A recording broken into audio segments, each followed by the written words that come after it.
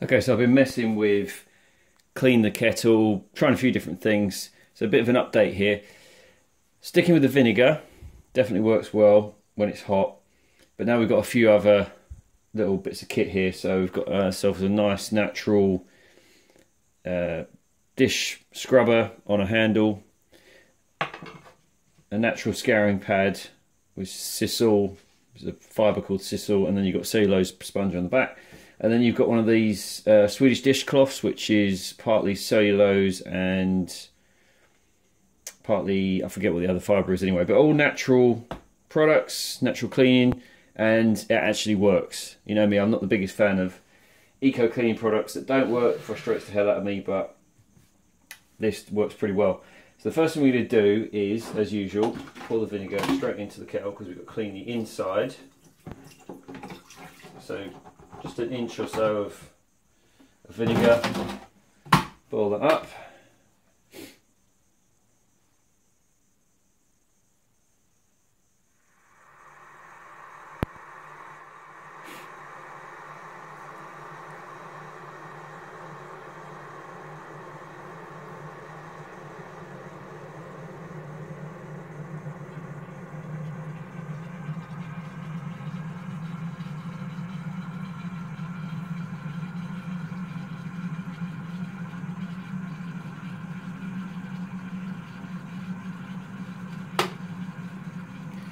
Okay, now we are going to leave that bubbling away in there for a few minutes. Just leave that to do its thing. It is eating away at the lime scale, so just leaving it there is absolutely fine.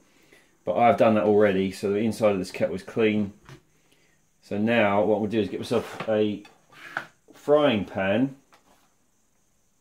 You want something that's basically will contain the vinegar, but then is wide enough and low enough that you can turn your kettle upside down, because you're going to have all this, you've got all this lime scale around the top here. So I'm just going to sit that in there like that, lean it up against something so that it doesn't, so that you get the whole top in there. Right, so we'll leave that for a few minutes. And again, I've already done some of that. And then what you can do is get your sponge scourer and give it a little bit of a scrub. The longer you soak this in vinegar, in hot vinegar, and keep doing it, do it several times. Boil it up, put it back on the plate here, boil it up with vinegar in it, obviously, and then repeat this over 3 or 4 times, and it will eventually eat away at the lime scale.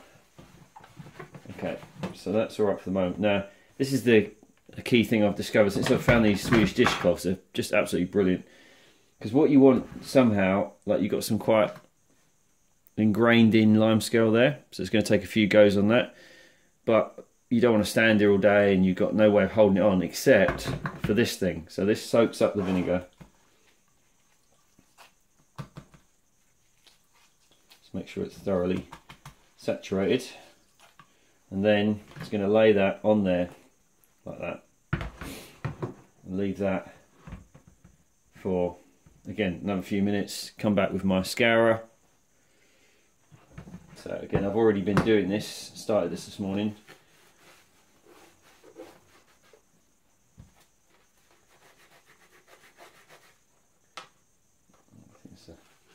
I don't think it's lime scale.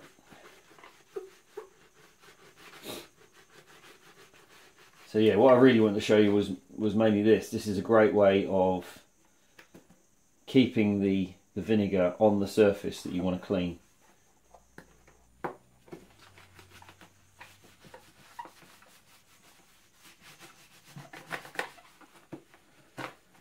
You have to let it dry and then take a look at it again. Once it dries, you sometimes find the lime scale still there. You don't see it because it's wet.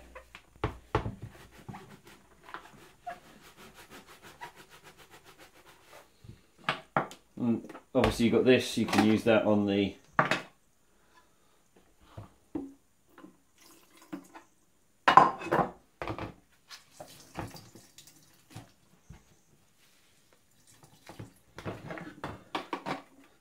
why not boil it up again? dry.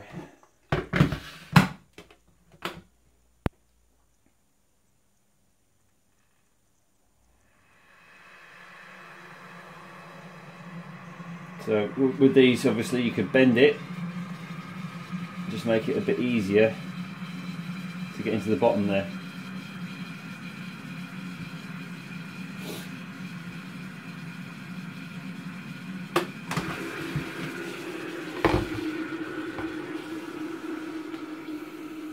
I also can't get my hand in there.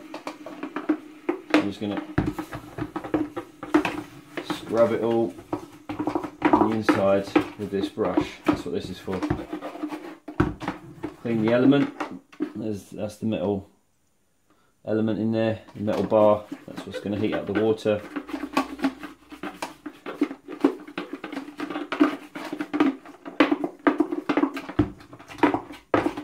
And just repeat doing that, and then we'll take a look at it once I've let it dry. Give it a wipe down with a tea towel. There we have it, guys. Nice shiny clean kettle. Didn't take that much effort. So just to make your life easier, lay the cloth on and let the acid let the vinegar do the work, and then just scrub it periodically as you're milling around the kitchen. Hope that was useful, and just keep liking, subscribing and watching the videos, and we'll see you on the next one. Cheers, buys. Cheers, bye.